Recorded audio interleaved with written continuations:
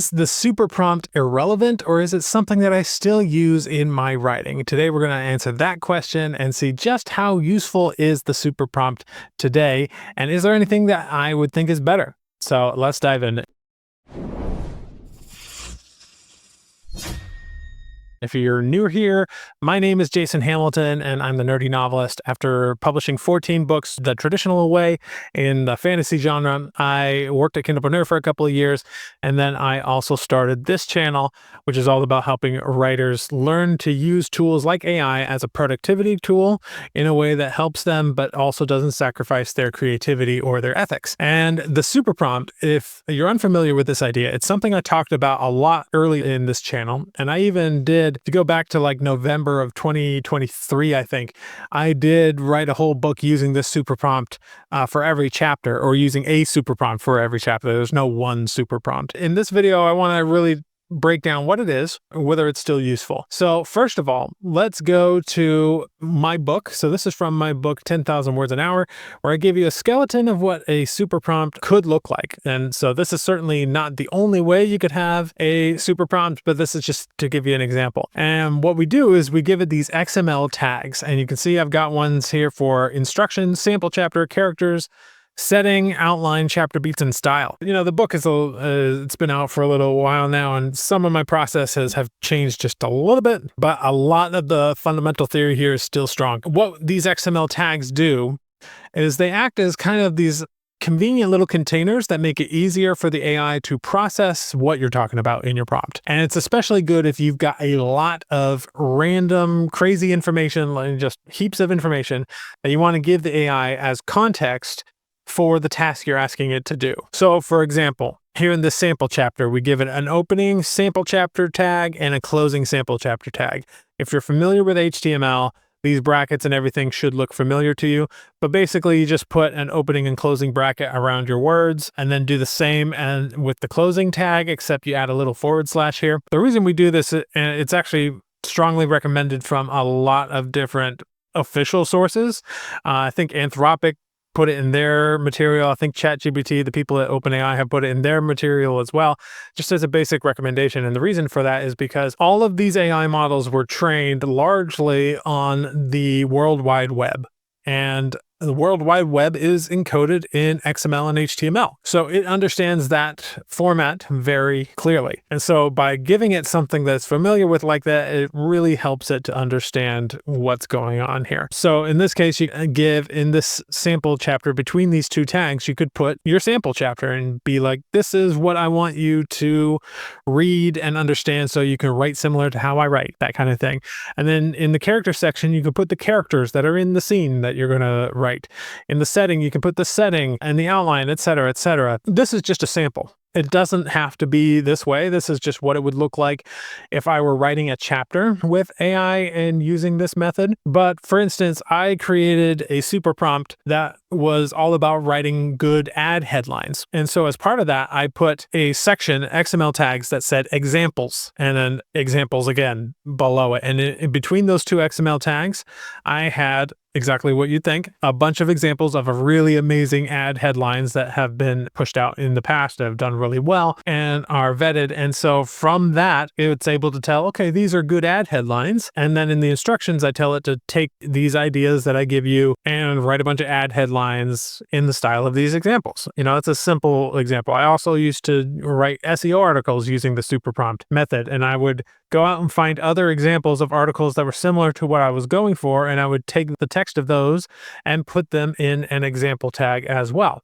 So there's lots of different ways you can do this. But let's actually go and see, like, what does it look to actually perform a task using this super prompt? So this is an old one that I have here. This is my book, Heirs of Dracula, which I'm in the process of rewriting at the moment because I wrote this way back with Claude 2, and it wasn't long enough, and I decided to flesh it out a little bit more, so I'm rewriting it. But I do have all of these old super prompts that I use to write those chapters. And if you go back to like November of 2023, you'll be able to actually, you can see my live streams that I did from way back then, actually going through this process. But if we analyze what this super prompt looks like, we have a style section. So here we have the opening style tag and the closing style tag, and then everything in between, which is funny looking at this now because my style sections have gotten much longer. We have a character section here. And in this case, there's only one main character who makes an appearance in the scene.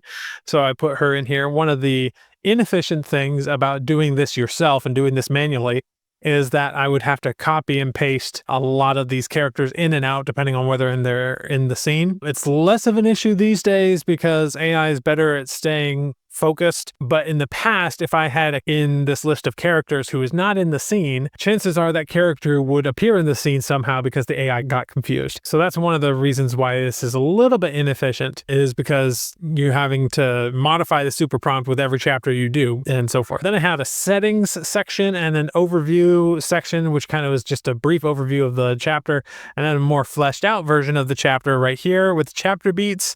You can see this is one of the longest parts of the super prompt.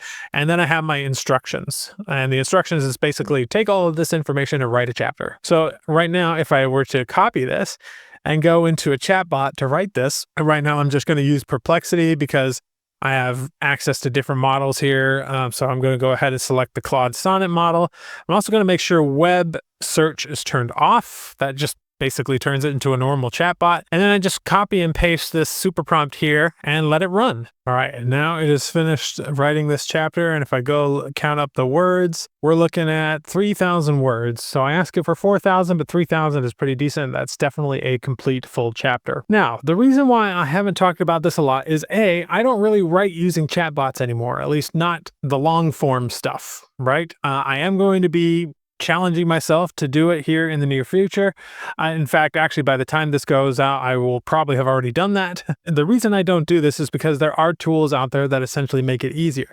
But the reason why I'm bringing this up is because most of those tools are using a similar system on the back end. They just do it in a way that kind of makes it easier for us, the end user. And I'll give you some examples of this. So first, let's go and look at Novel Crafter. And I use Novel Crafter as an example because you can see exactly what the prompt is in Novel Crafter. And you can see here, so this is just an expand prompt. It's one of their system prompts inside of Novel Crafter. So basically, you just give it some text. If you have a paragraph and you want to expand that paragraph, you would just select it and hit a button that runs the expand prompt on it. And then this is the prompt that it would be. So it says you're an expert prose editor. Whenever you're given text, expand it according to the instructions, yada, yada, yada. But then you'll notice here, we have some XML tags, instructions. And then we have some code in here to determine what exactly are those instructions going to be. And that's going to vary depending on you. If you want, you can add your own instructions for what it should look like, as well as the context around your content inside of Novel Crafter. But then look here. Target word count, and then a closing target word count thing here.